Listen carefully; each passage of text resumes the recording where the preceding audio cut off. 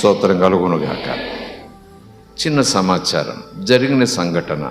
ఈ మధ్య కాలంలోనూ సంవత్సరం లెక్కలేదు కానీ ట్రైన్ వెళ్తూ ఉంది. ఒక పెద్ద అయిన ముసలైన ట్రైన్లో సువార్త ప్రకటిస్తున్నాడు. సూటు బూటు వేసుకోలేదు కానీ సామాన్యమైన ప్రయాణికుడిగానే ఉన్నాడు, పేదవానిగా ఉన్నాడు, సామాన్యమైన ప్రయాణికుడిగానే ఉన్నాడు. ఆయన ఆ ట్రైన్లో అలాగ కంపార్ట్మెంట్లు తిరుగుతూ యేసుని నమ్ముకోండి, యేసు ప్రభు సజీవుడు, ఆయన చచ్చిపోలేదు, మన పాపాల కోసం చనిపోయాడు, ఆయన సజీవుడు, ఇప్పటికీ బ్రతికే ఉన్నాడు, ఆయన ఏంది పాప క్షమాపణ అంటూ ఆ కంపార్ట్మెంట్లో తిరుగుతూ మళ్ళీ వెనక్కి వస్తామంటే ఒక ఆమెకు బాగా కోపం వచ్చింది. ఇక్కడ ప్రకటిస్తావేంటి అని కేకలేసింది. ఒక నెట్టు నెట్టింది. కాస్త తూలాడు కానీ ముందుకెళ్ళిపోయాడు. కూర్చున్నాడు. కానీ పరిశుద్ధాత్మ లే మాట్లాడన్నాడు. లేచాడు. మళ్ళీ కంపార్ట్మెంట్ చివరికి వెళ్ళాడు. ట్రైన్ నడుస్తూనే ఉంది. అక్కడ నిలబడి మళ్ళీ అదే మాట. పెద్ద ప్రసంగాలు రెఫరెన్స్లు ఏం కాదు. యేసు సజీవుడు, బ్రతికే ఉన్నాడు, ఈరోజు మన మధ్యన ఉన్నాడు, మనం పాపాలు ఒప్పుకుంటే మనకి క్షమాపణ, యేసు సజీవుడు అంటూ మళ్ళా వస్తున్నాడు. ఈమె మరలా సీట్లోంచి లేచింది. చాలా కోపంతో లేచింది. ఏదేదో అన్నది. అయినా నిలబడ్డాడు ఆయన. అవునమ్మా నిజమా నేను చెప్పేది అన్నాడు. కాలు చెప్పు తీసింది. ఆ చెంప ఈ చెంప నిజంగా జరిగిందట. ఆ చెంప కట్టేస్తే జనం అదేంటమ్మా అని అనేవారు ఉన్నారు. కొంతమంది వింతగా చూస్తున్నారు. కొంతమంది అవును ఆవిడ చేసిన దాంట్లో తప్పేముంది అన్నట్టుగా చూస్తున్నారు. మరొకరు మేము చేయలేని పని ఆవిడ చేసింది అంటూ వాళ్ళ కళ్ళల్లో సన్మానం చూస్తున్నారేమో.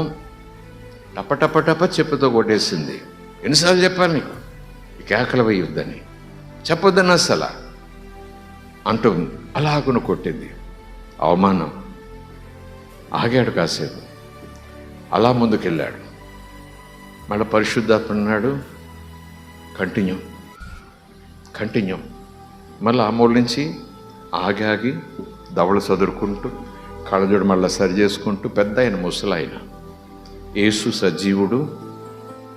సజీవుడు, మన పాపాలు క్షమిస్తాడు, మన పాపాలు ఒప్పుకుంటే క్షమాపణ, పరలోకం వెళ్తాము అంటూ మళ్ళా వస్తుంటే ఈవిడికి ఏం చేయాలో తెలియట్లేదు. ఇంకా దగ్గరికి వచ్చేసాడు.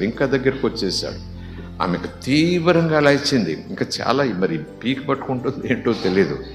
ఇక ఒక తీవ్రమైనటువంటి కోపంతో మీదకు రాబోతుండగా పక్కన ఒక పిల్లోడు ఉన్నాడు. మరీ చిన్న పిల్లోడు కాదు కానీ ఒక పిల్లోడు ఉన్నాడు. ఆ పిల్లోడు చటాన్ లేసి మమ్మీ ఆయన ఏం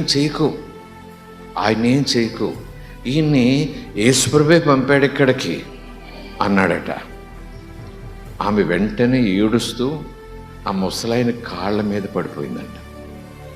అదేంటది అంత కొట్టినావిడ పిల్లోడు ఇలాగంటే అలా ఏడ్చేయటం ఏంటి, సువార్త ఏం లేదు కదా అంటే లేదు అక్కడ ఒకటి జరిగింది.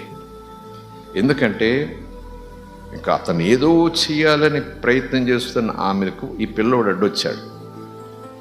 నిజానికి ఆ పిల్లోడు మమ్మీ యేసుప్రభువే ఆ వ్యక్తిని ఇక్కడ పంపాడు, ఈయన యేసుప్రభు పంపాడు అందుకే వచ్చాడు అన్న పిల్లవాడట పుట్టుకతోనే మోగవాడట.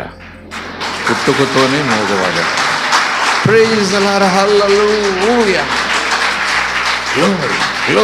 గ్లోరీ.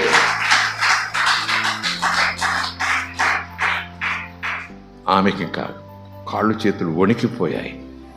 భయపడిపోయింది, తట్టుకోలేకపోయింది. కళ నిజమా? తాను కడుపులో పెంచింది, కన్నది, ఈరోజు వరకు పెంచింది, లేదు మూగోడు అలాగే. కానీ ఈరోజు మొదటి మాట, స్పష్టమైన మాట, దేవుడు ఈయన్ని ఇక్కడ పంపాడు అన్న మాట. ఆమె అలా కుర్రోని చూసి ఇంకా అసలు ఏం లేదు, బోరుని ఏడుస్తూ ముసలైన కాళ్ళ మీద పడిపోయి నాకు యేసు ప్రభువు కావాలన్నంతే. నేను అంటాను దేవుడు అలాగున కార్యాలు చేయబోతున్నాడు. స్తోత్రం కలుగునుగాక.